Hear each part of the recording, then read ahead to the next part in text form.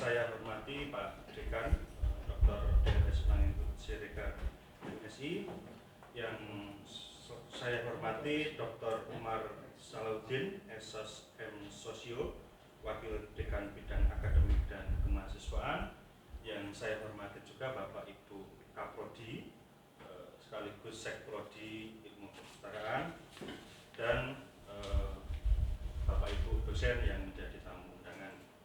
Nah, pada kesempatan hari ini, dan Pak Dr. Hendro Pargono yang selaku narasumber di acara kali ini. Nah, terima kasih atas kehadiran Bapak Ibu semuanya dalam acara undangan workshop rencana pembelajaran semester berbasis OBE, program studi ilmu perpustakaan. Nah, dalam rundown acara setelah pembukaan ini nanti akan ada sambutan dan pengarahan dari Pak Dekan FISIP, lalu kemudian dilanjutkan dengan acara workshop RPS berbasis OB, yang mana narasumbernya nanti Pak Hendro Margono, lalu kemudian nanti disambung dengan sesi diskusi, lalu kemudian nanti ada isoma, dan juga yang terakhir nanti ada penutupan. Untuk menyingkat waktu, saya persilakan untuk Pak Dekan FISIP untuk memberikan sambutan dan pengarahan waktu dan tempat. Terima kasih. Terima kasih Pak Dian yang sudah membuka acara kita. Assalamualaikum warahmatullahi wabarakatuh. Waalaikumsalam. Salam sejahtera bagi kita semua. Yang saya hormati Bapak Hendro Pargono, PKD. Yang saya hormati Bapak Wakil Dekan 1, Bapak Dr. Umar, dan juga Bapak Ibu Kaprodi serta dosen yang ikut hadir pada saat ini. Sesuai dengan undangan dari Ibu Kaprodi Perpustakaan tentang workshop RPS berbasis studi ilmu perpustakaan, di mana OB atau sistem ini atau model ini merupakan model baru. Tentu kita perlu mendapatkan pencerahan dari pakarnya yang sudah datang pada saat ini, yaitu Pak Hendro. Mudah-mudahan nanti kita tercerahkan semua. Terima kasih banyak kepada Pak Hendro sudah memberikan waktu, kesempatan, dan ilmunya. Tolong kami diberikan yang secerah-cerahnya sehingga nanti kami semua bisa mendapatkan tentang metode OB ini. Mungkin itu kita Bapak Ibu, ini kita gunakan kesempatan ini dengan baik. Sebaik-baiknya selanjutnya saya serahkan kepada moderator. Terima kasih. Oke, baik, terima kasih banyak Pak Dekan FISIP. Lalu kemudian saya lanjutkan langsung pada acara workshop RPS berbasis OB. Waktu dan tempat saya persilakan Pak Hendro untuk memberikan pemaparannya. Lalu kemudian untuk moderatornya Bu Faria. Monggo. Oh gitu. Iya, moderatornya MC Pak Dian. Yang Dan ada, tolong. banyak Ya ada sudah. Iya. Yang barusan saya kirim. Iya. Saya juga kaget kok Bu. Dipeker dangannya. Oh beneran udah didelak tak berarti. Iya, makanya. Lupa. Undangannya lengkap. Berarti yang mana Pak? Dari atas. Ya itu dulu deh. Dari saat itu Yang aja. kedua. Langsung karena tadi potong itu. Nah itu deh. Yang kalau yang itu kan kemarin itu sebenarnya sama sih dengan yang kemarin, cuma ini dipotong aja. Oke, baik, terima kasih Pak Dian. Assalamualaikum warahmatullahi wabarakatuh. Waalaikumsalam. Selamat sore, salam sejahtera bagi kita semua. Syukur alhamdulillah hari ini hari Rabu tanggal 7 Agustus 2024 kita program studi ilmu perpustakaan bisa menyelenggarakan workshop rencana pembelajaran semester berbasis OBE atau Outcome Based Education. Jadi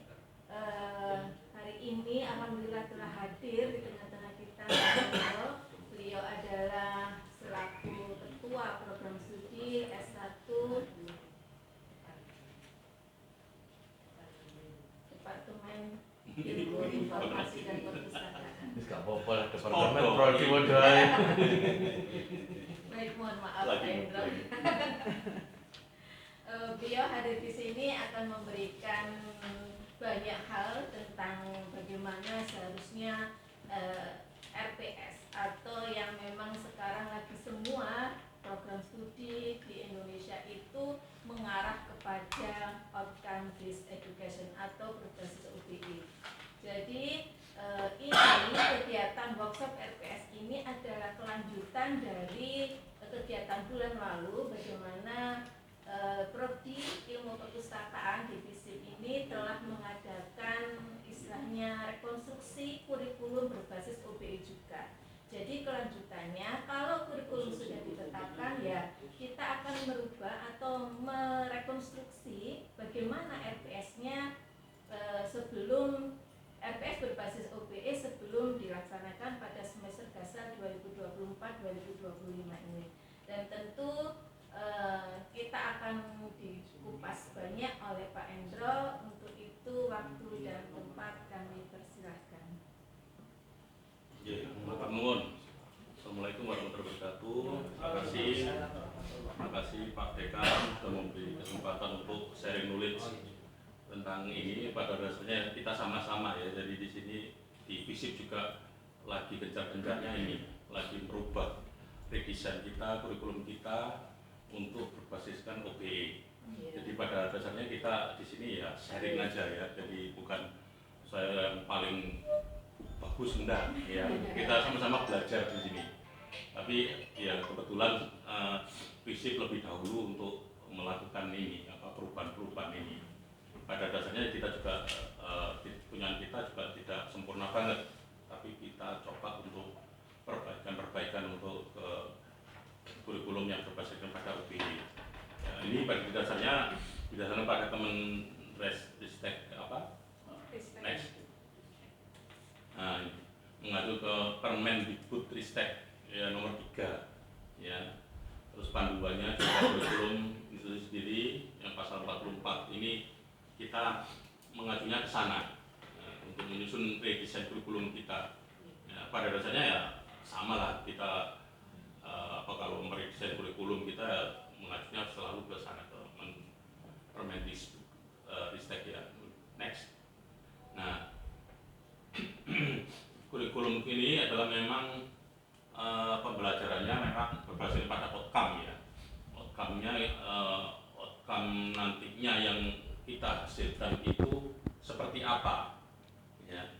Kalau di perpustakaan sudah jelas ya, ada pustakawan, ada mungkin ada arsiparis ya, ada ini dan sebagainya. Kalau di politik ya pasti ada yang menjadi anggota DPR dan sebagainya ya, dan sosiologi ada juga dan sebagainya. Pasti ada didasarkan pada ini sebetulnya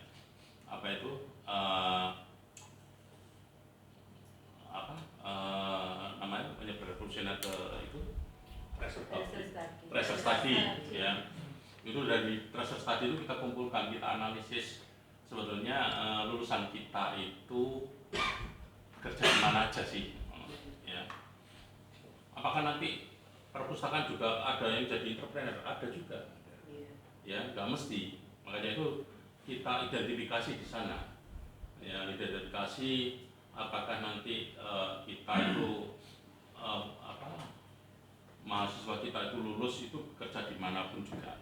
Nah itu kita identifikasi, termasuk nanti ke mana ya, jadi entrepreneur, pegawai negeri, apa dan sebagainya, itu kita identifikasi. Nah dari situlah kemudian kita tarik pembelajarannya. Makanya kita sebut dengan outcome based education. Next. Nah ini clear learning outcome ya. Next.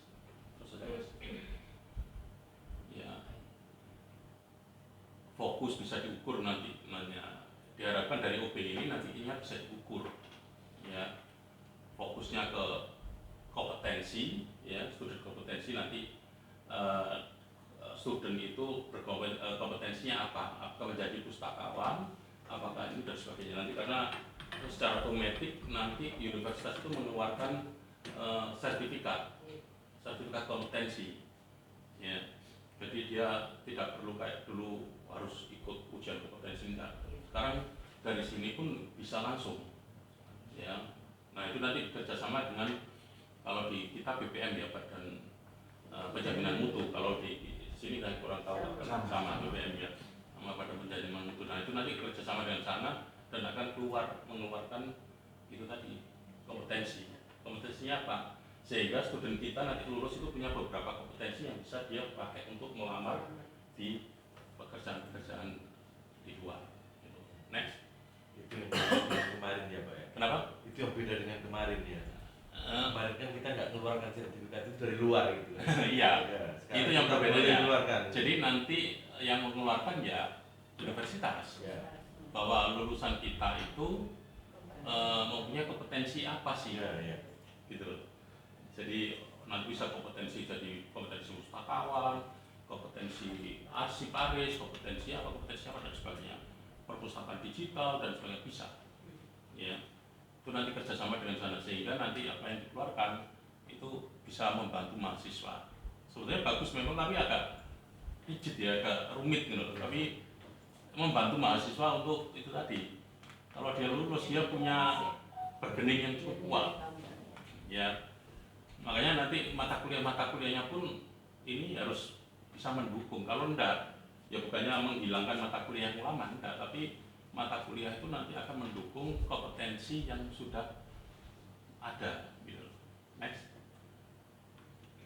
Ya, ini apa? Frameworknya OPE ya, dari CPL ya, profil diambil dari profilnya. Makanya nanti langkah-langkah pertama adalah membuat profil. Profil itu diambilkan dari tracer study yang kita. Ya, tracer study kita apa? Gitu loh. Dari apa aja terus kemudian diambil ke CPL-nya. Capaian pembelajarannya apa aja. Ya, ya didasarkan dari KKN itu. Terus kemudian kurikulum, instruksinya dan proses sebagainya. Next. Nah, ya ini harus kebetulan next yang bukan ini langsung aja biar cepat.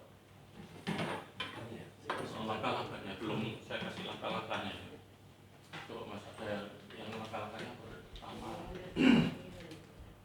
Kalau nggak salah ada kemarin apa hapus sih?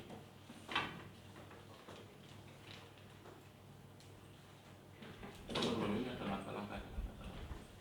Bentar. Mungkin saya yang keliru.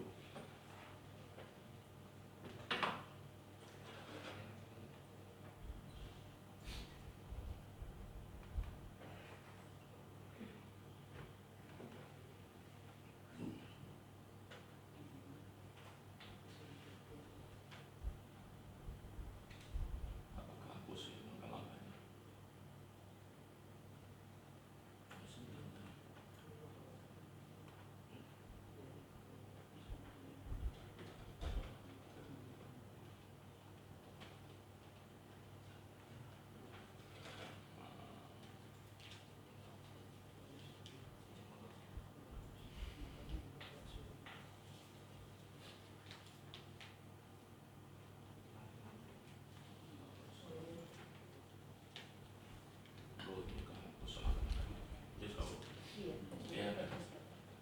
Kita dari notebook tadi Mbak.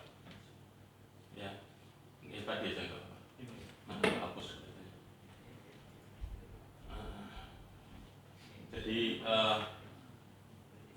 Jadi standar kompetensi lulusannya nanti ya itu profil, terus kemudian CPL, capaian pembelajaran lulusannya, ya nanti bisa apa-apa dan sebagainya.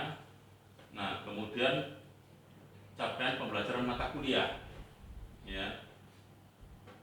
Kalau di luar negeri itu ada apa PEO, PLO, JO, kalau di sini CPL, CPMK dan sub CPMK, yaitu yang nanti masuk di RPP, rencana proses pembelajaran, yang dulu namanya RPS, ya sekarang namanya RPP. Nah itu CPL, CPMK. Jadi turunnya langkah pertama memang yang dilakukan adalah itu pernah di profil. Profilnya diidentifikasi apa aja. Ya, profilnya apa, terus kemudian CPL-nya apa. ya. Kemudian CPMK-nya apa? Sub CPMK-nya apa? Nah itu baru nanti dimasukkan di setiap ini. Next, Mas.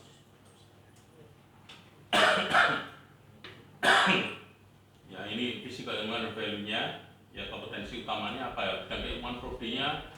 Nah itu didasarkan pada analisis kebutuhan pengguna. Ya jadi di dunia pasar, dunia pekerjaan atau pendidikan ini, dunia industri itu apa sih kebutuhannya? Ya, terus bidang keilmuannya apa sih, profilnya, terus kemudian muncul di situ. Ya kalau memang kita sasarannya adalah perpustakaan, ya maka pustakawan gitu.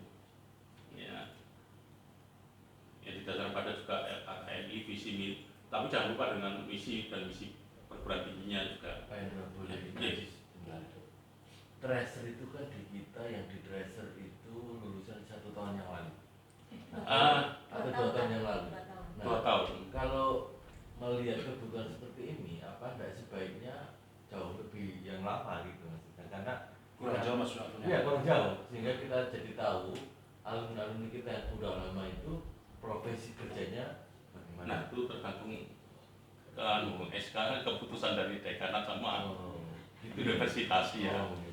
Kalau di UNER itu 2 tahun ke belakang. Oh, betul, ya. Soal itu juga berdasarkan kerja gitu. Nah, iya, tapi dengan pembahasan ini saya berpikir kalau 2 tahun itu kan hanya untuk mengetahui dia dapat kerjanya cepat apa enggak, dan itu aja.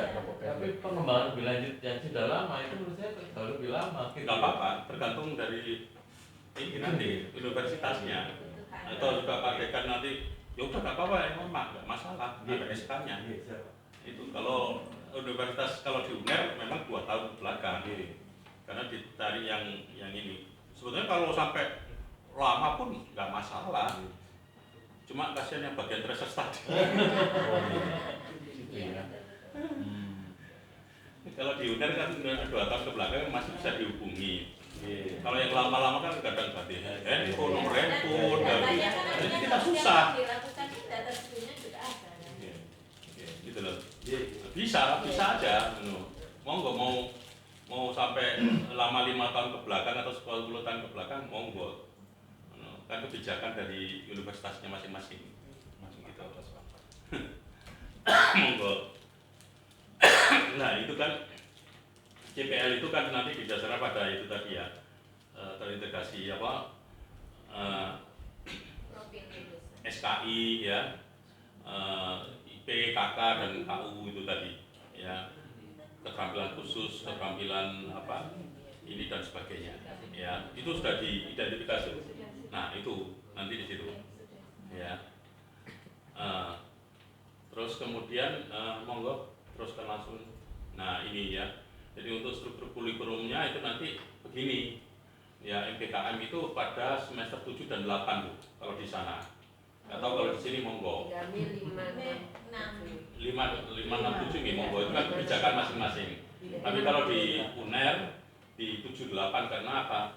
Karena mata kuliah wajib kita itu cukup banyak ya, 80% ya, jadi makanya mereka diberi kesempatan itu di semester 7 dan 8. Kalau di sini kebijakannya berbeda, nggak apa-apa. Nanti di semester 5 atau semester 6, kalau nggak salah di Dikti juga nggak ada masalah. Jadi mahasiswa itu boleh untuk memilih itu. Kalau di sana enggak, karena difokuskan kepada mahasiswa untuk keluar dulu. Nah, yang semester 6 itu di 20 SKS prodi lain, tapi di PT sendiri, di perguruan tinggi sendiri.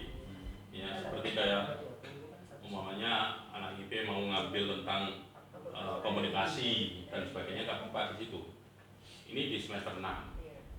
Ya, makanya untuk menyelesaikan itu ini dilakukan SKS di prodi sendiri. Jadi difokuskan di situ di semester 3, 4, 5 karena untuk apa semester 1 dan semester 2 itu sebagian besar mata kuliah wajib universitas. Kalau di kita ya semester 1 itu hampir banyak itu yang apa agama itu wakai itu. Dan semester 2 juga ya. Jadi mata kuliah wajib prodi hanya 2 atau ya sekitar 2 aja. Jadi kita fokus ke sana. Jadi semester 3, 4, 5 itu khusus di Polri sendiri. Ya. Nah, untuk semester 6 mungkin mereka kepingin ngambil mata kuliah itu tadi yang lain, mungkin etika sosial politik dan sebagainya, dipersilakan di semester 6. Nah, untuk MPKM-nya itu di semester 7 dan semester 8. Gitu. Ya, jadi dia skripsi atau iya kan ini ikut MPKM nggak masalah. Mata kuliahnya kan sedikit, cuma 1, 2 nggak ada masalah. Istilahnya di semester terakhir itu dia agak bebas mau menambahkan beberapa mata kuliah itu. Dan mata kuliah itu dikonversi untuk nilai-nilai yang nilai-nilai yang rendah. Umpamanya dia di prodi sendiri dia dapat B ya, dengan MKM dia dapat A, itu bisa dikonversi. Nah, Bukan mata tapi kuliah kalau baru mata ya? Bukan mata kuliah pilihan yang baru. boleh baru boleh dikonversi. Makanya di setiap prodi ada tim konversi. Kalau itu bisa dikonversikan ke prodi kita, itu ada mata kuliahnya, ini bisa sesuai dengan apa CPL-nya sama kan, CPL pembelajaran dari yang di sana dengan sini hampir sama, ya mirip dan sebagainya, bisa dikonversi. Tapi kalau itu tidak bisa, ya bisa jadi gelondongan atau gimana ditambahin. Ya. Berarti anak itu kan tetap program dulu kan di awal. Kenapa? Kan tetap program SKS atau mata kuliah dulu. Iya. Ya, tetap seperti itu. Tapi kalau dia ikut MPKM itu kalau di kita Iya. sistemnya beda. Jadi KRS-nya kan secara online Iya. di sana. KRS untuk MPKM ada sendiri. Oh, nah ya itu. Secara online juga. Secara online juga. Mungkin Mbak Aulia sudah tahu kan bisa kuliah di sana. V2 di V2. Cyber V2 itu ada KRS-an untuk MPKM. Dan kita masih tetap mata kuliah pilihan ya. Kalau kamu mau MPKM ini mata kuliahnya dikonversi. Jadi mereka program dulu mata kuliah pilihan itu. Nanti akan Sama kayak ini, saya udah ini nanti bulan depan ini saya ngirim 5 mahasiswa saya ke UiTM Kedah, Malaysia. Itu dia juga ikut MPKM ini. Jadi modelnya dia tidak KRS-nya tidak yang biasa tapi yang MPKM. Jadi sistemnya itu nanti dia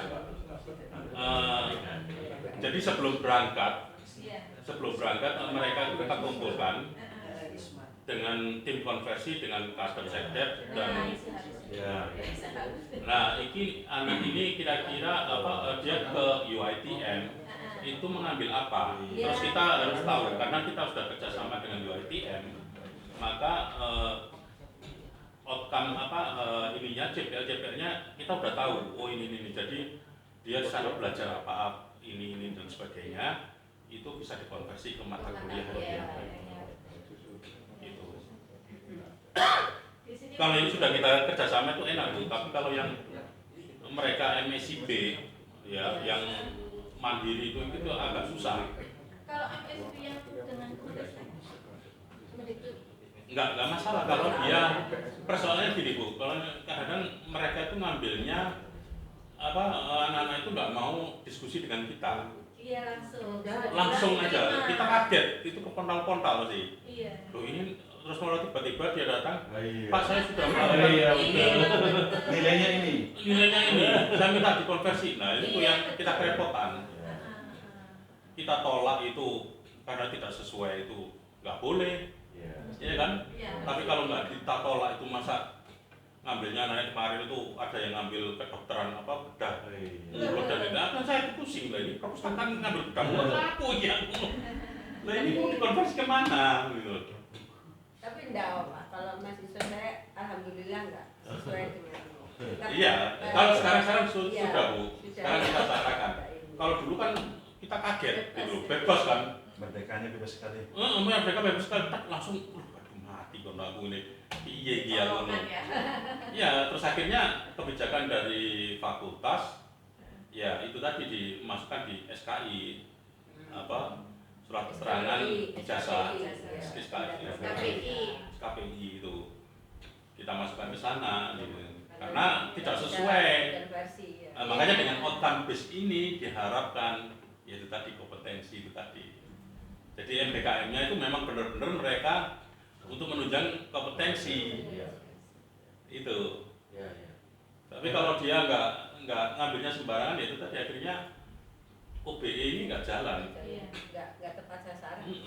Padahal OBE ini kita susun supaya nantinya MBKM yang diambil oleh mahasiswa itu sesuai dengan kompetensinya. Itu yang kita maksudkan sehingga dia itu tadi mungkin ya kayak mahasiswa saya kirim ke UiTM untuk perpustakaan. Ketika kembali nanti dia bisa ini kan menjadi mata kuliah yang mereka pelajari di sana lebih advance atau gimana. Itu. Jadi memang ini direncanakan untuk setiap departemen, gitu Bapak. Jadi di fakultas ini nanti departemen apa itu merancang ini.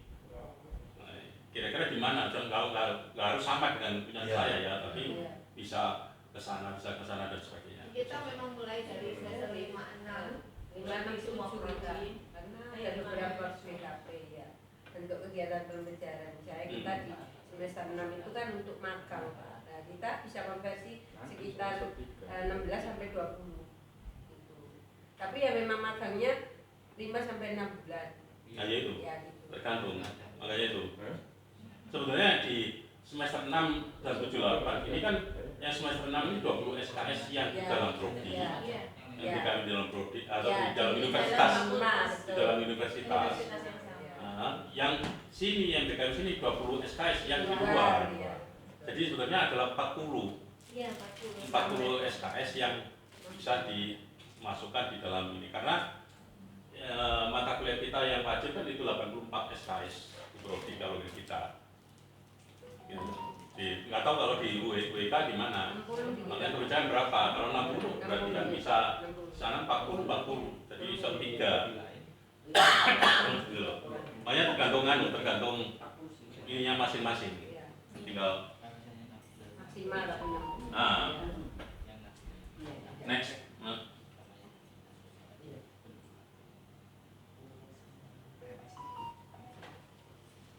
Nah, ini metode pembelajarannya ya. Ada case method, team based project, terus kemudian lainnya ya. Itu kurang lebih dari 50% ya, itu masuk ke EKU 7. N itu jumlah mata kuliah yang case method dan team based project.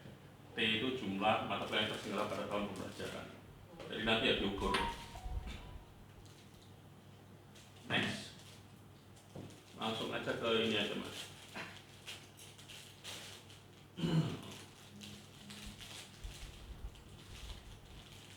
Budget rutin dari RPP.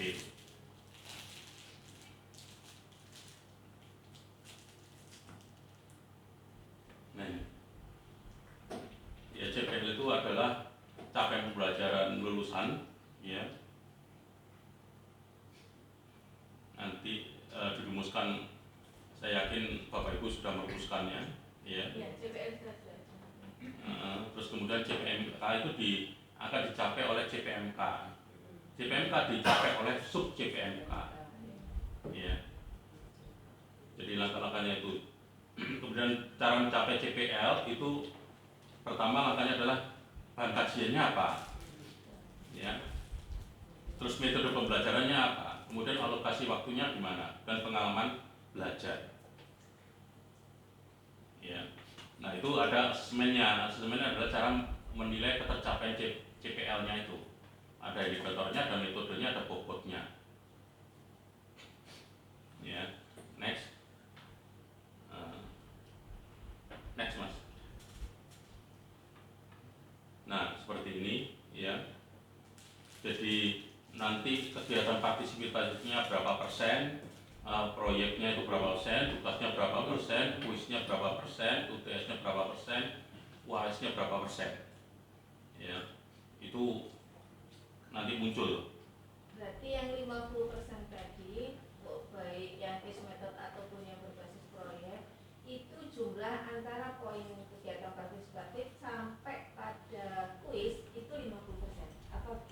Enggak, ini semua 100%. Oh iya, kemudian ditambah dengan SKS. Iya. Ya. Jadi bisa seperti itu. Ya, dan juga jangan lupa referensinya, buku-bukunya apa. Ya. Nah, next. Nah, ini yang kemarin Bu ya. Ini tahapannya adalah seperti ini. Pertama, yang harus dilakukan adalah merumuskan profil lulusannya dulu. Kalau ini nggak di ini kan maka susah. Kita sudah punya 5. Nah, terus kemudian ini hilang, merumuskan kompetensi lulusan. Ya, merumuskan kompetensi lulusan. Terus kemudian membuat matrik profil dan kompetensi lulusan.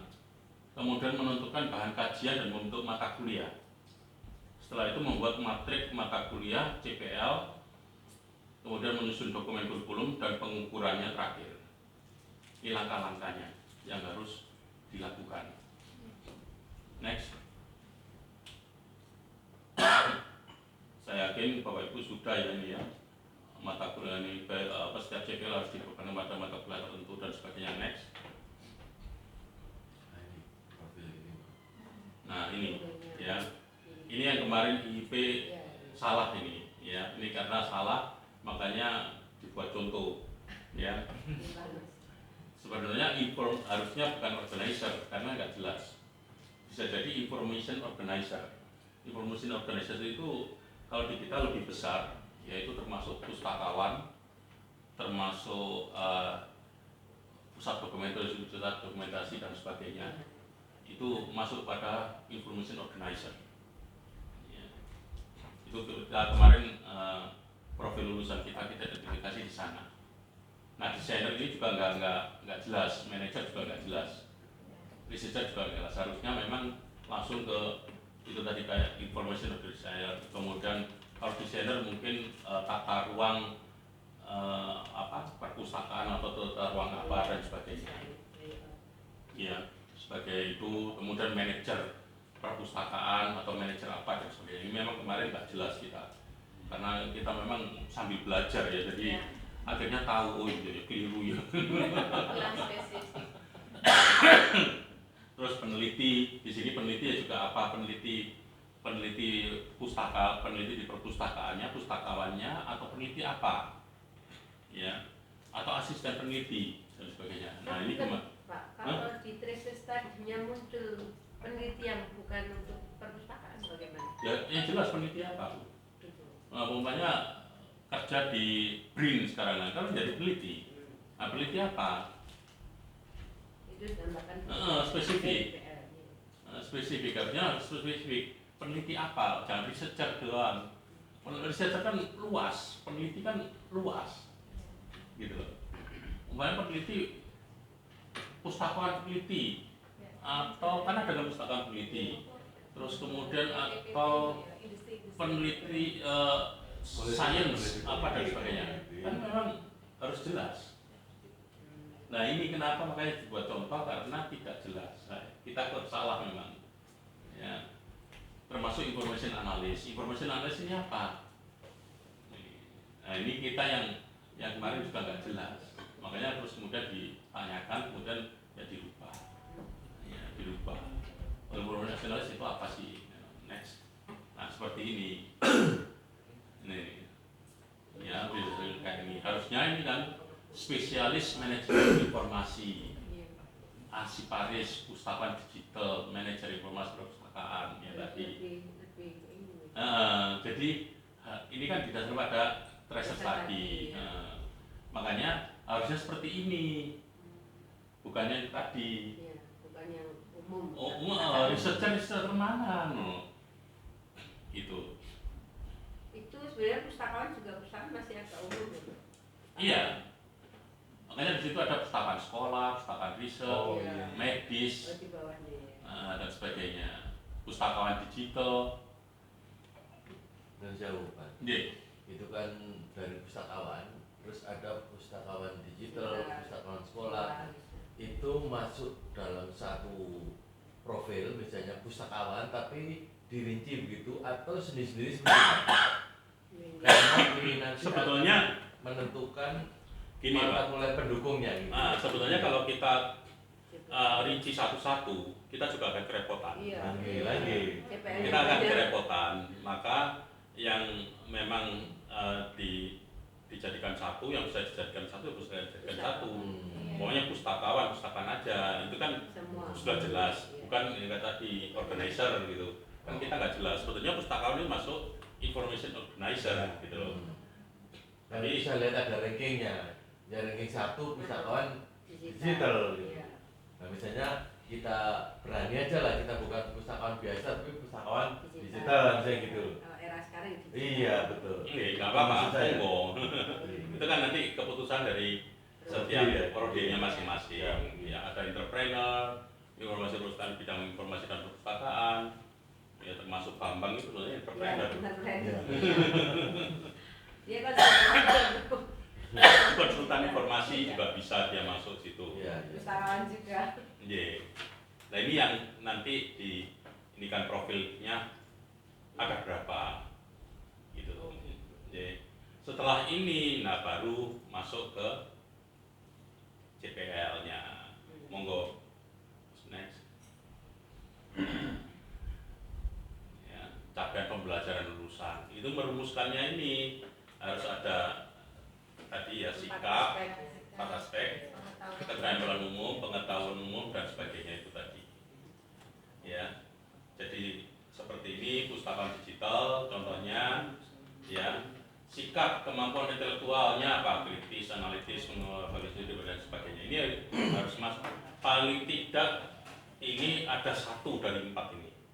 Tidak boleh ada kosong. Jadi semuanya, jadi pustakaan digital itu CPL-nya ini 4-4-nya ini ada 1 yang masuk.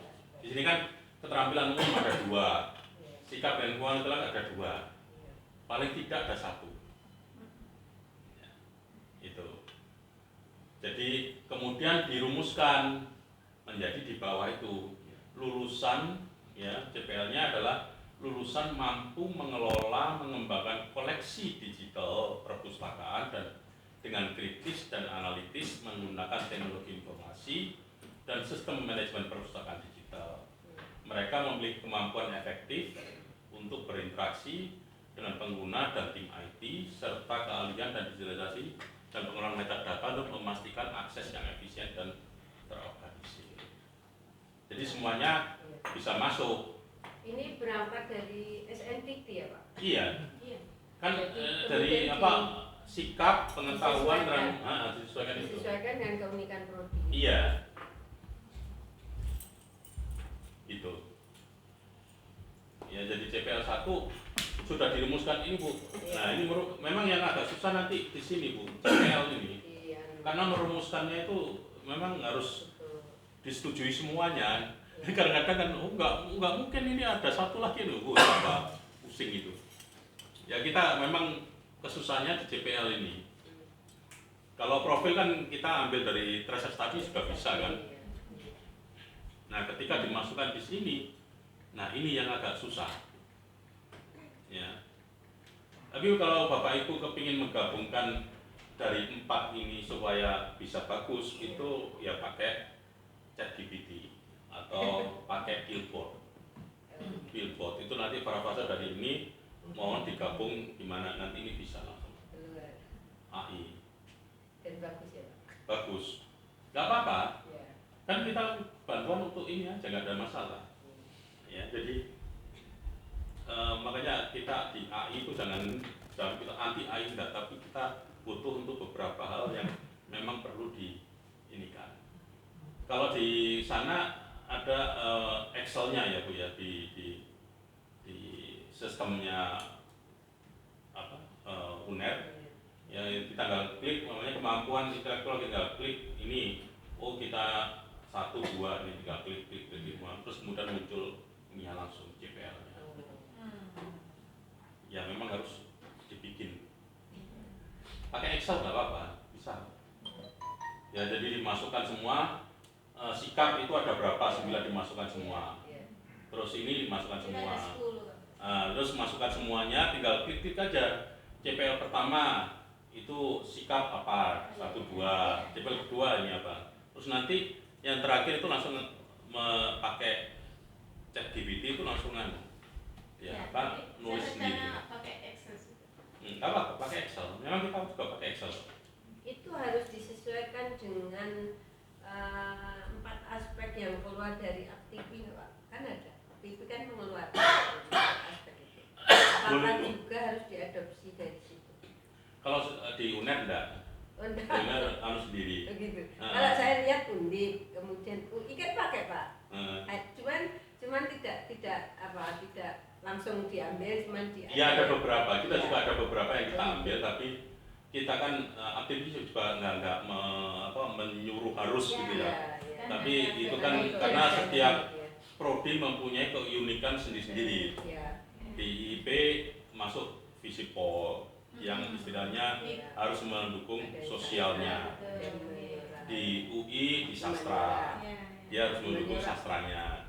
Ya kan, jadi tidak semuanya sama, cuma ada beberapa yang bisa diadopsi, ya kita adopsi. Tapi kalau yang tidak ya tidak kita adopsi. Ngapain gitu loh. Kalau kita harus mengadopsi itu semuanya ya repot nanti. Gitu loh. Oke. Ini spesialis metadata ini juga ada beberapa mata kuliahnya. Ya ada misalnya ada informal dan sebagainya, ini ada CPL keempat. Jadi ini dicontohkan 4 CPL ya kita seperti ini sama dengan tadi ya. Next.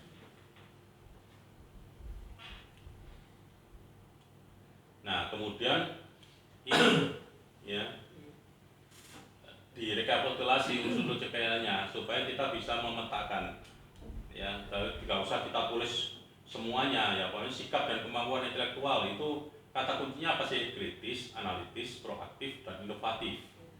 Ya, pengetahuan apa sih yang untuk perpustakaan digital, teknologi informasi, sistem perpustakaan digital, komunikasi efektif, manajemen waktu, dan sebagainya. Seperti itu.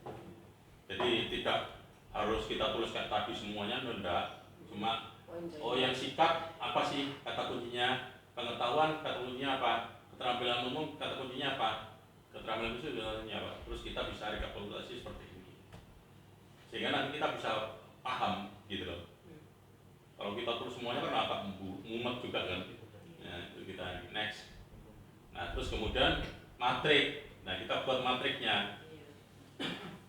Pustakawan digital itu bisa dicapai oleh apa sih? Oh ternyata CPL 1 dan CPL 3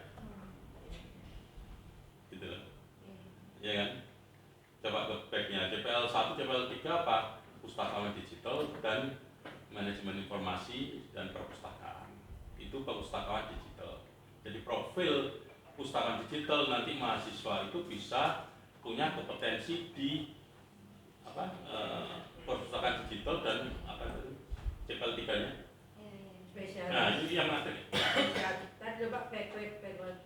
Bukan Bukan. itu yang Terus. yang profil. Bukan, Bukan terus. itu. Depan ke belakang. Belakang. Terus. Operator BPN. Satu slide, terus. Enggak, terus. Nah ini. Ya, jadi perpustakaan digital itu bisa dicapai oleh CPL 1 ya dan 3. Ya kan ini kan sikap kemampuan pengetahuan dan ini CPL 1 kan. Sana CPL 3-nya ini. Ya kan profilnya itu. Jadi ada dua CPL. Ya. Next. Nah, spesialis data itu juga dicapai oleh CPL berapa? CPL 3 dan CPL 5. Manajemen informasi perusahaan capai berapa? CPL 1 dan CPL 4 dan sebagainya seterusnya. Ya. Jadi ini yang memang perlu dipetakan ini. Next. Nah, menentukan bahan kajian ya harus dikaji dan dinilai dengan cermat sehingga betul-betul terkait dengan kompetensi yang diinginkan atau unsur CPL-nya tadi ya. Maka bisa kita lihat next. Nah ini Bahan kajian terlalu banyak. Pak. Hitungnya tadi. Nah, ya. Jika- Dikelompokkan menjadi satu. Jika jumlah bahan kajian sangat banyak yang terkait erat pembentukan suatu kompetensi dapat dikelompokkan menjadi satu dan diberi nama. Mata kuliah tertentu sudah bukan belajar. Next. Nah ini jadi profil perpustakaan digital, pustakawan digital itu bisa dicapai dengan CPL 1 dan CPL 3, ya kan, itu dikelompokkan. Terus bahan kajiannya apa aja? Ya. Nah, pertama pengenalan sistem manajemen perpustakaan, komponen utama dan sebagainya. Nah itu masuk pada mata kuliah apa? Ya. Nah, sistem manajemen perusahaan digital, pengantar teknologi informasi, pengelolaan metadata dan sebagainya. Nanti dibikin seperti ini Bu. Sudah sih Pak, Sudah. sudah bikin. Ya bagus berarti. Iya. Sudah. Sudah Nah. kita bikin, hanya bahan kajiannya kan harus ada nomornya. Nah kita belum dikasih nomor.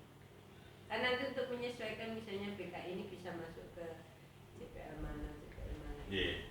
Nah next. Sudah. Nah terus ini akhirnya ya.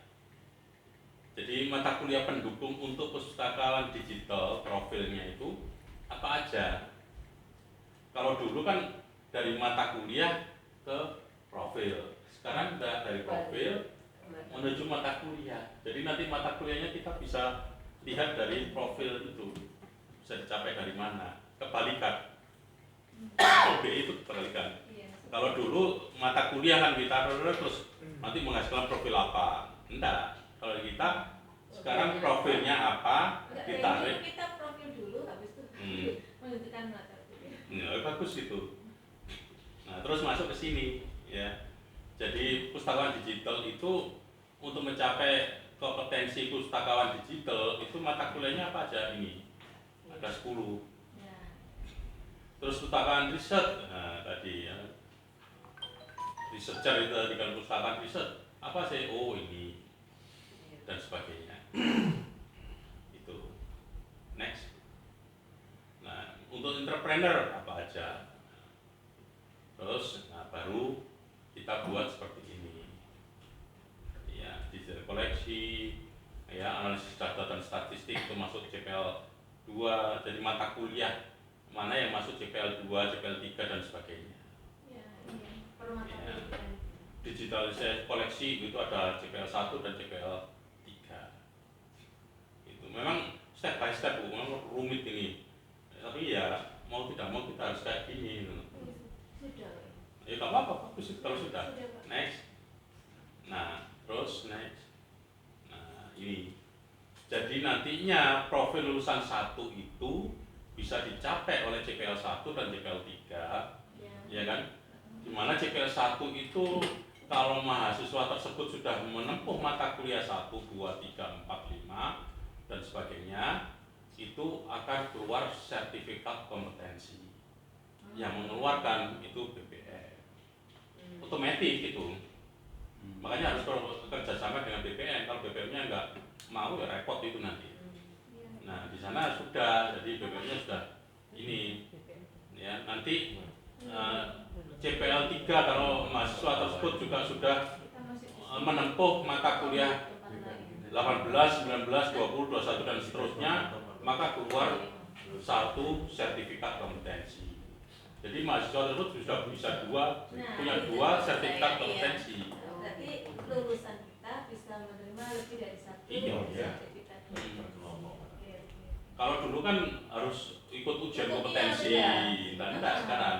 Heeh. Dengan OBE ini makanya mempermudah mahasiswa. Gitu loh. Ya, ya.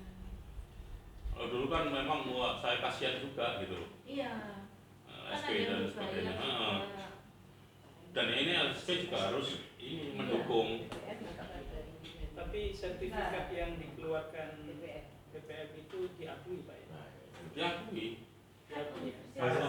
Kalau kurikulumnya itu berbasis OTP. Kalau dia dulu belajar, Makanya harus- apakah user atau pemakai tenaga kerja itu mengakui dari dari penjaminan mutu itu masalahnya kan itu. Heeh. Itu nanti kan kredibilitas universitas sebetulnya. Ya kalau dari UNER ya, Jelas gimana nih? diakui. Oh ya wis apa kan gitu. Ya, memang kredibilitasnya BPM sini yang dan SP-nya ini yang harus ini nanti harus kerjasama. Memang nggak bisa sendiri-sendiri gitu loh. Jadi kopnya BPM ya. Ya pokoknya kerjasama. Pokoknya ini diturunkan ke program studi itu kan sudah merancang begini, diajukan ke universitas akan ini Iya, iya. melalui SP dan BPM. Tentang rektor belaku. Tingkatannya udah sana, bukan Loh, kita. kita sudah tanda tangan ijazah dan transkrip. Masuk tanda tangan dari sertifikat kompetensi. Enggak apa-apa. Loh, sertifikat kompetensi itu foto yang perlu. Enggak, ini tanda tangannya rektor aja, jangan ketua BPM maksudnya. Kan sama. Hanya ijazah dan transkrip. Kita webinar aja ternyata ada suratnya juga rektor sama aja gitu. Kalau kerjasama dengan pihak luar itu dimungkinkan, misalnya Mikroti. Pasti mungkin lah ya. Iya, memang kita diarahkan kerjasama dengan luar, memang. Enggak, yang untuk ini toh, kompetensi. Enggak. Kompetensi kita sendiri, Pak. Apakah diakui? Ya, aku. Nah, ya itu. Saya tadi itu Pak, yang ditanyakan Pak Said itu, apakah sertifikat yang kita keluarkan itu, kalau dilampirkan kamar itu, diakui nggak sama perusahaannya? Dari mana ini? Kalau lembaga sertifikasi mandiri kan mereka udah punya kredibilitas. Nah ini kredibilitasnya universitas gitu. Jadi ya universitas harus Ya bertanggung universitas jawab. kan UNER ya tadi itu makanya. Harus bertanggung jawab. Aku. Oh iya, reputasi itu memang. Belum fisik ini kan belum. Ya memang harus membangun bersama-sama. Gak bisa ini sendiri, maju sendiri nggak bisa. Iya. Semua harus LSP-nya sini atau BPM sini juga harus kuat. Harus bisa mereka kerjasama dengan beberapa perusahaan di luar bahwa ini loh. Nek BPM ini kita yang suruh kerja. Menurut saya Pak, itu kan bisa juga kita tempuh begini karena WK itu dibandingkan dengan UNER kan masih jauh gitu ya. Kita kerjasama dengan lembaga sertifikasi mandiri. Nah nanti atas ajuan kita itu BPM minta ke lembaga sertifikasi mandiri untuk mengeluarkan sertifikat kan bisa Boleh, juga nih. bisa juga. Oh iya iya. Itu mungkin baru laku. Iya, nanti Jadi langsungkan. Jadi mahasiswanya yang itu tanda tangan BPM sama LSM itu. mahasiswanya itu tidak perlu daftar sendiri ke lembaga sertifikasinya, tapi diajukan oleh universitas untuk mendapatkan gitu. Sudah langsung dapat karena kompetensinya sudah kita capai di pembelajaran kan mestinya gitu nih Pak. Iya. Bisa gitu. Kalau memang di sini memang Ya belum jelas belum kalau kita ini Belum belum. kita mulai disuruh kerjasama. tapi makanya itu harus ya memang universitas itu harus membangun. Iya. Ya membangun, mendukung sehingga nanti tombaknya ini yang di parlemen itu benar-benar Iya, bisa. ikut ya.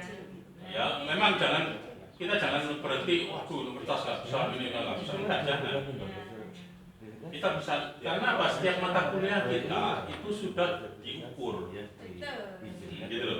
Jadi ketika nanti lembaga penjaminan mutunya ini bisa ini mata kuliah ini Bisa jadi ukurannya bisa. tugasnya anak-anak itu jadi bukti ya. Iya.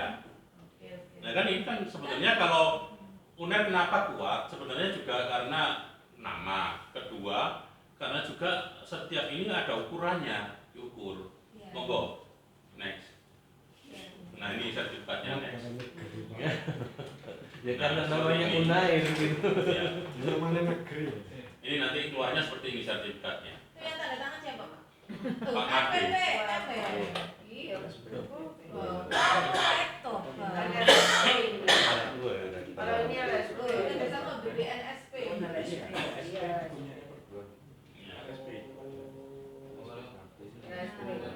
Kalau udah kerja sama kayak gini ya udah ini kredibel. Nah, iya, Pak. Next. Kayak itu tadi. Sama Nek BNSP WKT ya nih. sebenarnya perusahaan Kerja sama itu BNSP kan nih, dingin. merah ya? Ya ini Siapa Pram Ari ini siapa Pram Ari itu kan Iya. jadi contohnya di sebelumnya pas di apa? Selat ini, Bentar. PPT ini. Ini berarti ya Pak ya. Hah? Ini berarti lembaga UWKS itu kalau pengen kayak gini itu harus punya LSP. Iya. LSP itu kan levelnya tingkat universitas. LSP universitas Pak. Iya, universitas. Iya, LSP LSP universitas. Nah, yang terakreditasi Ya, oleh LSP bukti. ada logo, Bukan bukti ya. ada logonya. Itu. Kalau enggak, Iya. enggak boleh. Ya. Harus ada logo. itu. Ini berlaku nasional. PNSP. Dan mereka juga punya akreditasi. Iya, harus di PNSP.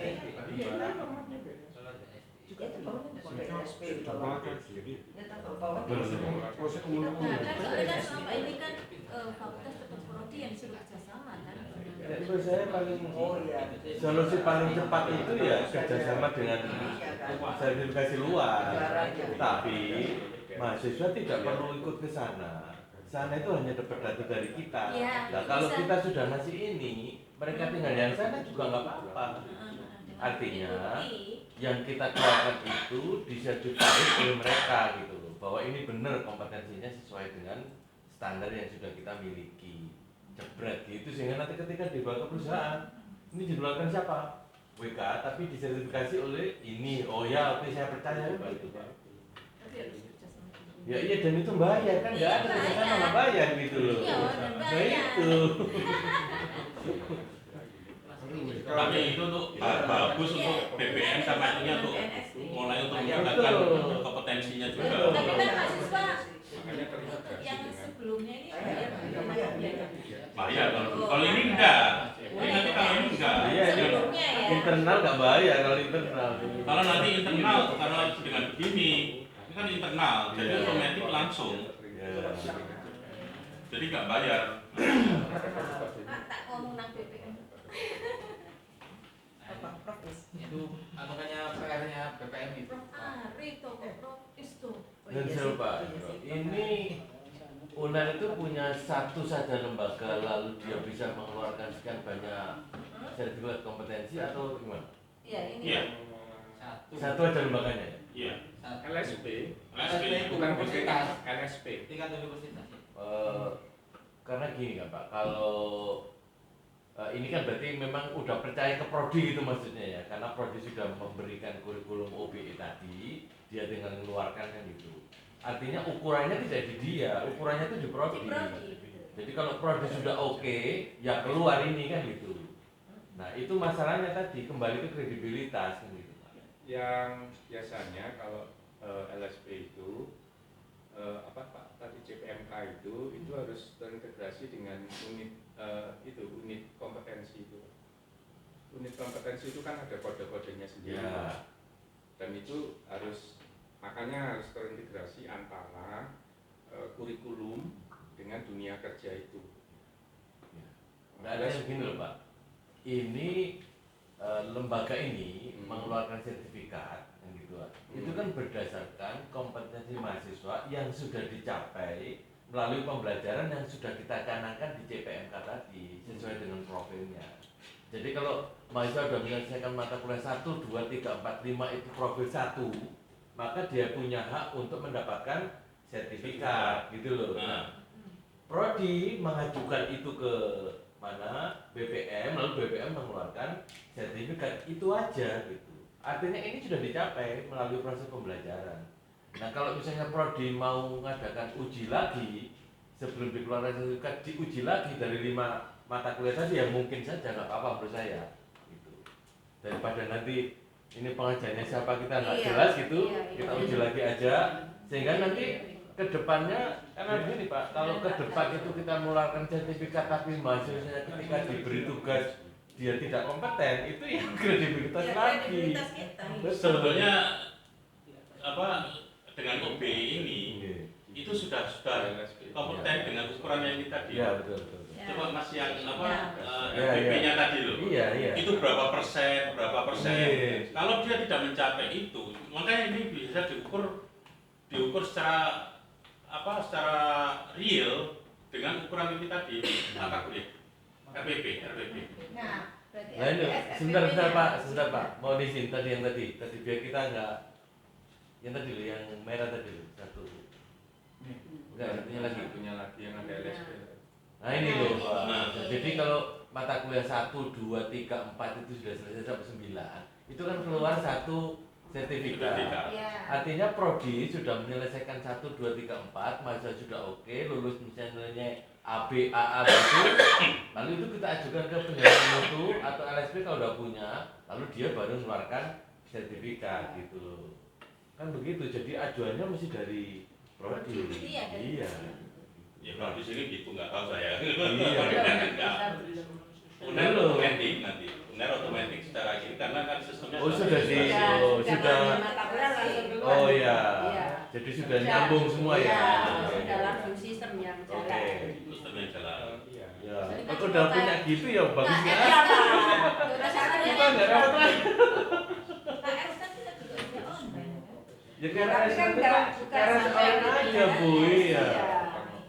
Ya sistem informasinya ya. Ah, betul. Informasinya tidak lengkap.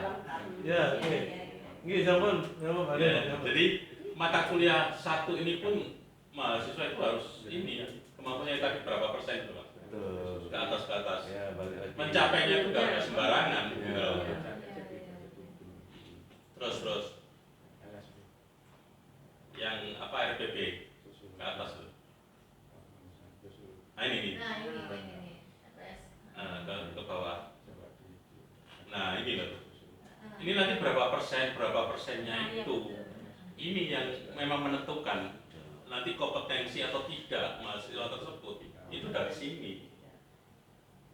Sehingga kenapa LSP-nya UNER itu percaya karena dari ini sudah diukur. Dan ini juga disahkan juga. Non jauh lagi ya Pak. Ini kan muara akhirnya tetap kepada dosen kan ini. Yang Iya. kemudian dosen sudah ngukur, lalu bentuk akhirnya ya nilai itu gitu kan Iya. ya. Iya. Jadi dosen ngasih nilai A atau AB dengan rincian ini, tapi kan ini tidak keluar. Yang keluar kan nilai AB-nya Iya. gitu loh maksudnya. Iya. Ya gitu. Iya. Nah ini makanya tergantung prosesnya. Makanya kalau mahasiswa sudah dapat mata kuliah 1, 2, 3, 4, 5 nilainya AAB, dia langsung berhak untuk dapat satu sertifikat. Tapi mahasiswa untuk mencapai ini pun nggak gampang. Iya. Nah itu bergantung dosennya, kalau Iya, dosennya gampang ya gampang. Saya kasih contoh yang barusan saya kirim Bu.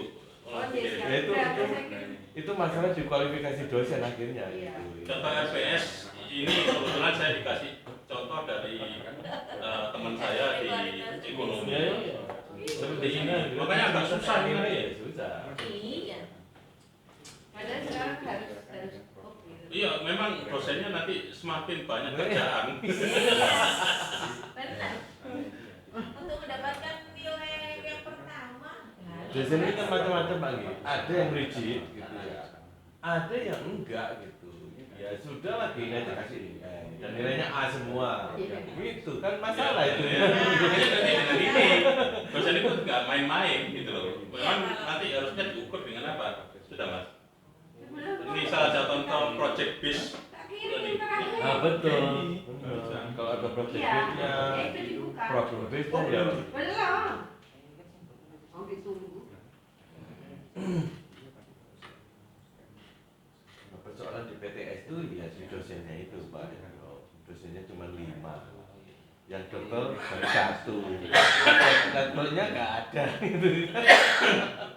Sebetulnya nggak apa-apa itu narik ke dosen negeri dulu sementara sambil ini nggak apa-apa.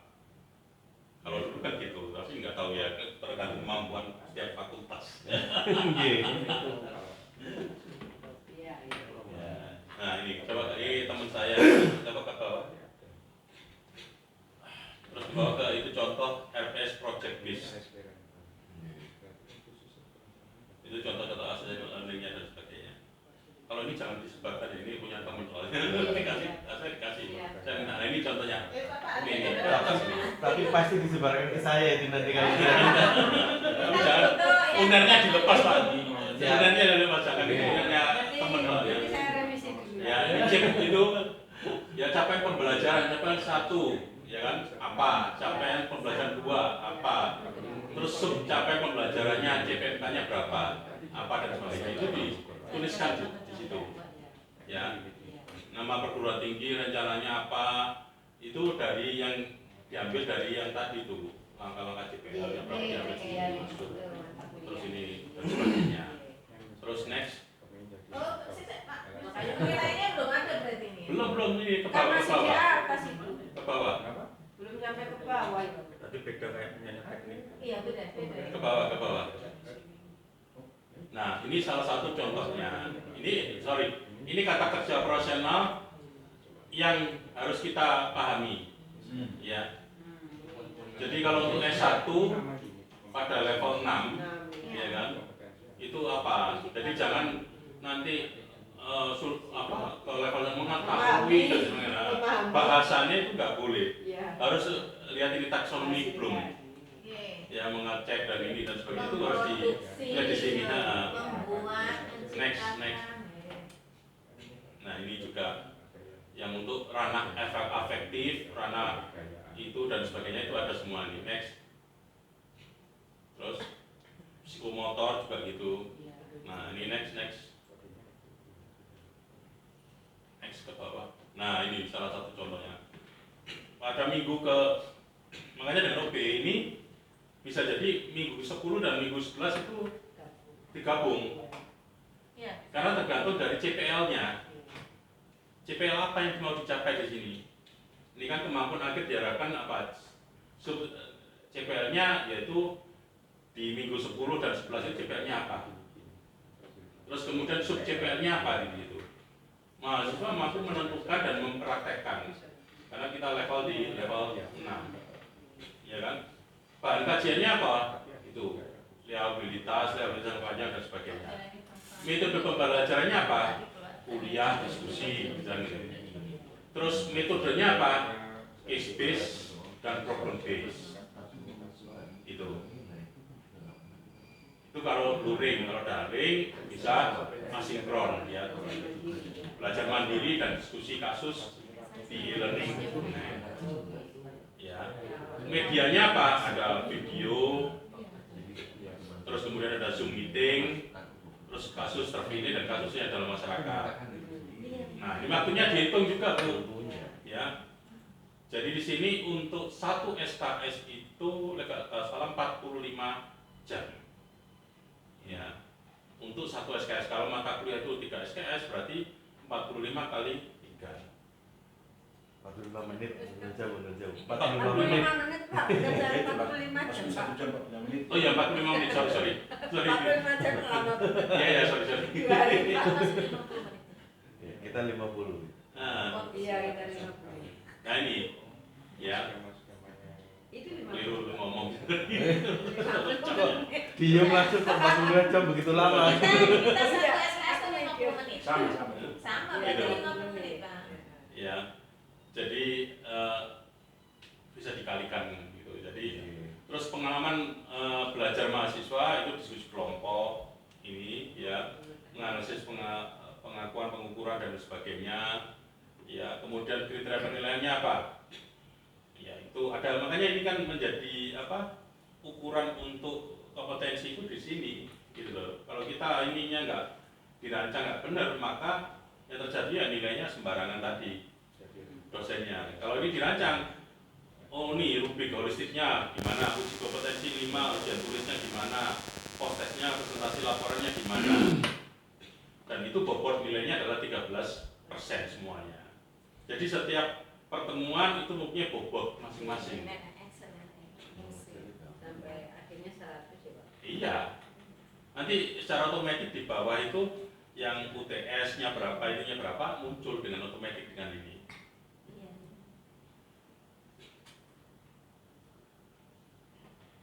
Jadi semuanya terukur, Bu.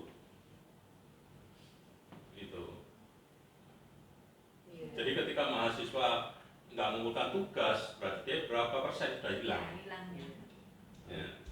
Makanya menurut dapat E, dapat D, dapat E ini loh sudah, karena sudah terukur. Inimu sekian persen. Pada pertemuan 10-11 kamu tidak mengumpulkan ini, tidak melakukan ini, maka dikurangi 13%. Ini menjadi real, menjadi objektif gitu loh. Jadi nggak sembarangan kita sekalian, ini paling sekitar ya 60, 80 nggak iso. Nah dengan ini itu kita bisa mengukur. Jadi setiap kali pertemuan itu mempunyai berapa bobotnya nilainya. Jadi pertemuan pertama, kedua jadikan satu, pertemuan ketiga jadi satu apa? CPL-nya apa yang dicapai? Sub capaian pembelajarannya apa? Itu. Makanya saya bilang bisa jadi nanti knowledge-nya ini tidak 14 kali pertemuan gitu. Makanya nanti UTS dan UAS itu tidak disebutkan sebagai UAS dan UTS, tetapi sebagai pertemuan. Karena UAS dan UTS itu bisa jadi by project. Gitu. Jadi makanya kita sebut saat ini menjadi 16 kali pertemuan, bukan 14 kali pertemuan, tapi 16 kali pertemuan. Itu UAS itu bisa jadi dia case base, bisa by project base, by problem base, tergantung dosennya mau apa yang diukurnya. Jadi sudah terukur banget memang ini. Makanya ketika nanti mahasiswa ini cuma ngerjakan ini, ya sih kilo nilaimu ono. Dia mau protes apa? Ini loh, kamu nggarap tugas ini hasilmu sekian, ini berapa, project base-mu gimana? Terukur semua. Dan bisa dipertanggungjawabkan, makanya LSP kalau dikasih ini pasti akan setuju karena apa? Terukur semuanya. Gitu loh.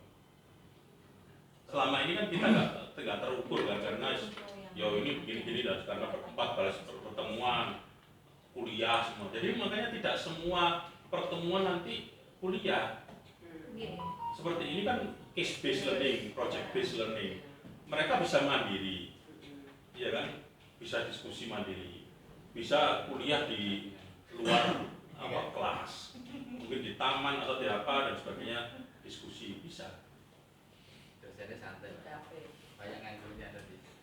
Iya, kalau untuk ngajar banyak nganggurnya, tapi malah ini pas di sini. Ini malah banyak tugas. Dosennya banyak tugas. Tapi untuk pertemuannya memang akan lebih sedikit, berkurang. Pertanyaannya banyak. Iya, beratnya di sini. Dosennya enak, gak ngajar, gak popon. Tapi setelah ini kan, ini kerjanya tambah banyak. Coba kalau satu kelas ada 200 mahasiswa, apa nggak punya? Jauh Pak, kalau ini dari sisi penyimpanan mutu, pengawasannya gimana ya Pak? Pengawasan pelaksanaan ini oleh dosen. Kalau ngajar kan kita gampang ya, kasih monitoring, oh dosennya ada, ngajar udah selesai gitu. Nah pelaksanaan yang begini, ini dilaksanakan apa tidak, ini sudah apa tidak, itu gimana? Standar atau tidak? Iya. Ini kan penyimpanan mutu ini. Sebenarnya kalau saat AMI itu RPS pun dilihat Semuanya, Pak. satu. AMI itu Tapi semuanya dilihat berapa capaiannya itunya. Iya Pak. Itu kan ada BPM yang RPS berperan. Operasionalnya di 60% lapangan berbasis setiap hari. OBE gitu. Bukan, maksudnya ini kan nanti kita laksanakan setiap hari ya. Ini Iya. mengajar, ngisi ini, menghasilkan tugas, masukkan. Nah ini kontrolnya gimana ini? Dosen ini benar-benar melaksanakan ini. Sebenarnya di form itu semuanya ada Pak. Maupun yang berbasis praktek mau apa itu seharusnya yang dilaporkan kuantitas sama saat di AMI itu. Ada. Karena selama ini Selain gitu, kalau di kita Pak, itu tiap 3 tribulanan itu saya melaporkan hasil prodi dan dosen dan sebagainya. Jadi di sistem namanya SPMS. Nah, itu Pak. Kita Itu masih triwulanan. membangun sistem yang untuk Triwulanan nanti selesai AMI. Jadi 3 bulanan itu mulai semuanya jadi AMI. ya, ya. kita tidak langsung AMI. Karena pengawasan Sistem memang. pengawasan di kita itu monitoringnya hanya dosennya hadir ngajar apa enggak gitu aja. Nah, saya membangun sistem itu. Iya, kita masih bangun sistem Pak. Kemarin kita varian. Jadi nanti kerjanya kadang enggak takut-takut Pak, tambah gak karuan tuh. Stres malah. Nanti kalau 3 bulan harus sistemnya bikin tidak laporan jadi, ini. semua akhirnya melaporkan sendiri. Iya. Sama seperti yang di LPPM itu Pak. Nah, itu nanti sama seperti itu. Cuma Karena kita semuanya by ini juga. Kita sudah bersama dengan budaya. Terus sistemnya juga ini kan terintegrasi juga nantinya ke sister. Itu sudah kelihatan itu. Yang ini Ini nanti UNER sudah terintegrasi ke sister loh.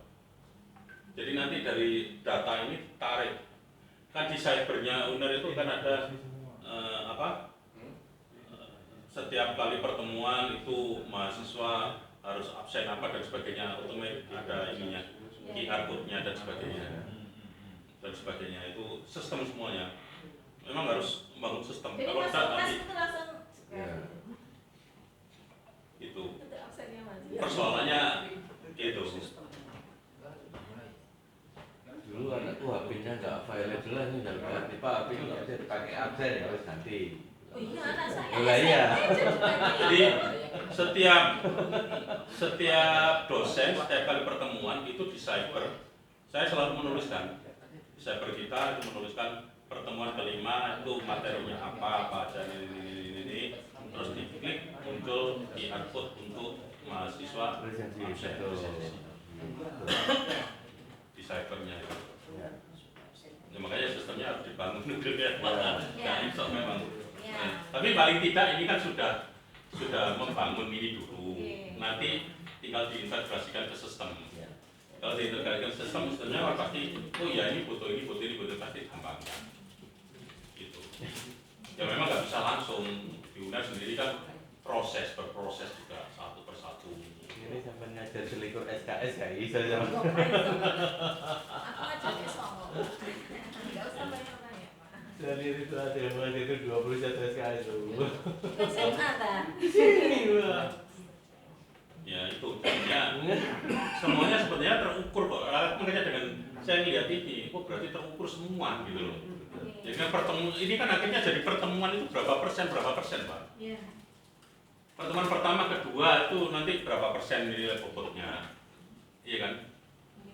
Kalau dulu kan UAS 50%, UTS 50% gitu. Nah ya, sekarang enggak, dengan gini semua terukur gitu. Karena apa?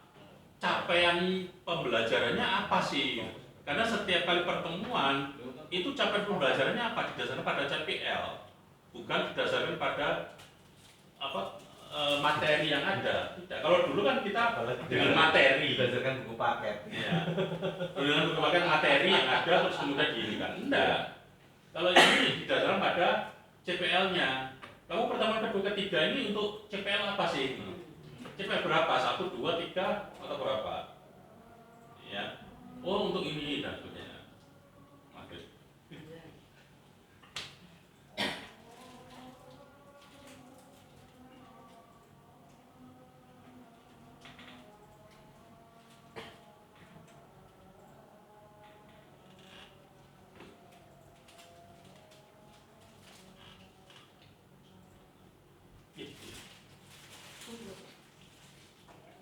Minumnya di dalam.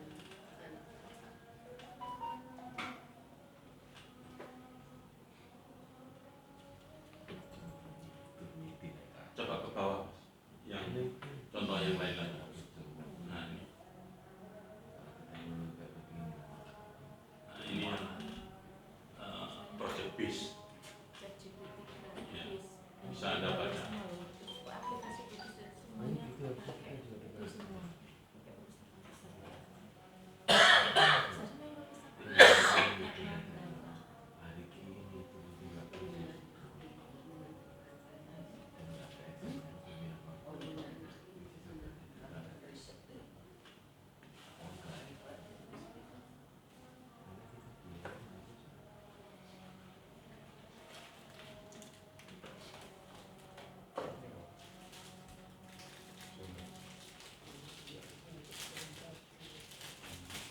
Ini kita pakai break apa langsungnya apa break? Break dulu ya. Break dulu. Break apa Iya, langsung monggo. selesai? Sholat dulu Pak Hendro sudah Oke. kemarin. Bisa dulu break.